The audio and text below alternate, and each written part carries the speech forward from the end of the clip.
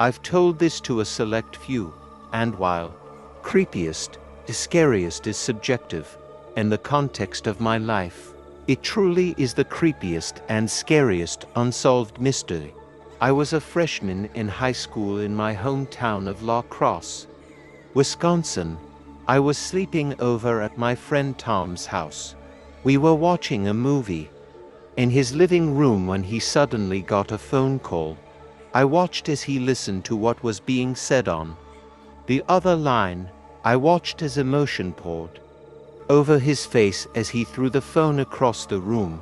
After moments of crying, he told me that a boy at my school had committed suicide. Now, I knew this boy only through seeing him in the halls. My friend Tom and I didn't go to the same high school, but Tom had gone to middle school with this boy. Apparently, Tom bullied him during those years. He wasn't proud of it. And to be honest, I was pretty surprised because he was a great guy. He had utter remorse. We decided to sneak out and go for a walk. The year was roughly 1990, maybe 1991. We were freshmen in high school. Now, sneaking out was nothing new. We always did it. At the time, we weren't into drugs, alcohol, or partying. We just liked the freedom of walking the streets at night. The discussions were always great. Normally, we'd go walk through the big cemetery. That was near my house. It was behind the train tracks that still run through La Crosse to this day. The scares. We were kids. It was a rite of passage. As we walked along the train tracks leading to the cemetery, we stopped. To this day, I can't explain why. We had walked into that cemetery dozens of times. And on scarier nights, for whatever reason, we didn't want to go in there. I don't know if the thought of death on our minds do. To my classmates, suicide was a factor, perhaps. Regardless, without really saying anything to each other, we stopped.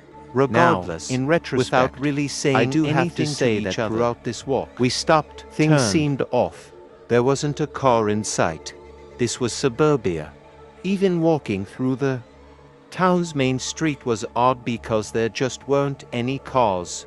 Odd. It was roughly after midnight. It was a weekend night. Where was everybody?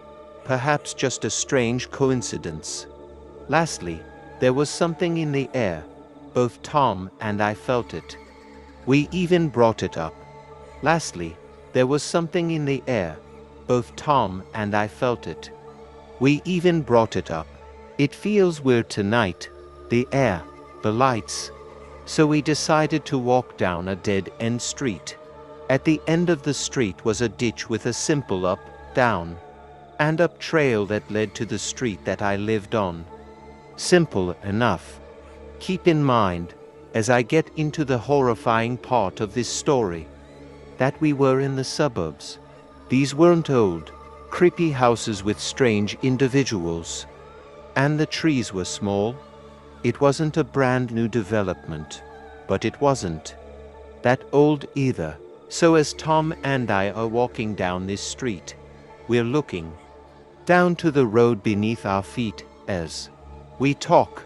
I don't remember the exact conversation at this particular moment. Perhaps we were talking about the tragedy of that night. But it could just have easily been about Star Wars or Akira. As we approached the dead end, which was a few houses away, Tom and I suddenly stopped. We did so at the same time without saying one word to each other. Our heads slowly turned towards each other, both sensing something, the hair on our arms and backs of our necks standing high. Then our gaze slowly moved forward in unison, slightly to the right. That's when we saw it. About 2 houses away, in a virtually barren front yard of a suburban home, beside some bushes, was a dark figure. It was someone or something in dark robes. No face, No features at all. Just the robe. Now, this figure didn't acknowledge us. Not yet. It instead walked or moved in a certain way. I can't articulate it correctly. As if it was walking in circles. Slowly, without really walking. It held something that was blowing in the wind, and yes, the wind picked up a little bit as well. Another odd element was the light that illuminated it somewhat.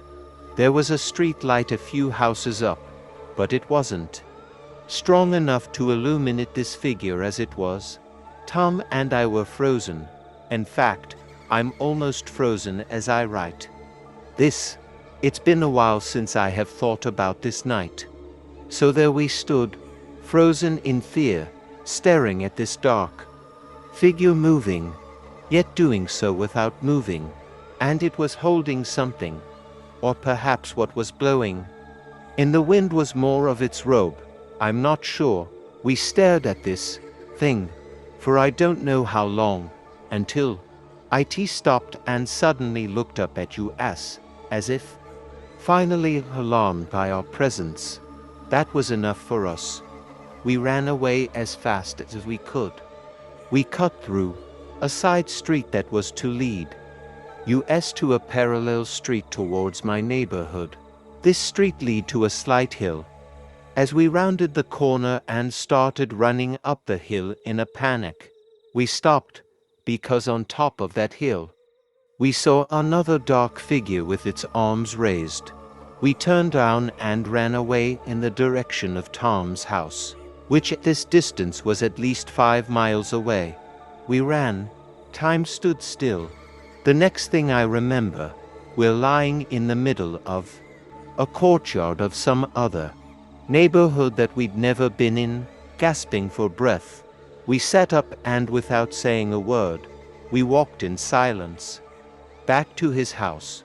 The air felt normal again, although we felt like we were in a haze of sorts, albeit out of danger.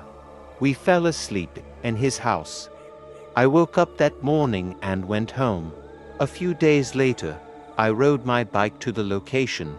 Perhaps it was shadow play.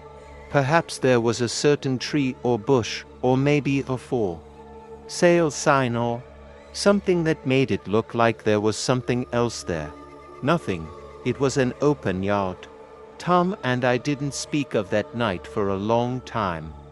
Years later, when I brought it up, he replied, "Yeah, what the hell was that?" As if no time had passed. What was it? I have no idea. We hadn't taken any drugs. We hadn't been drinking any alcohol. I often wonder if it could have been a haunting, a specter, a ghost, etc. Maybe it was an alien abduction or sighting. We saw no craft, but there was that unexplained light. Or maybe it was some other kids messing with us. But how would they have known we were coming? How could they be so prepared?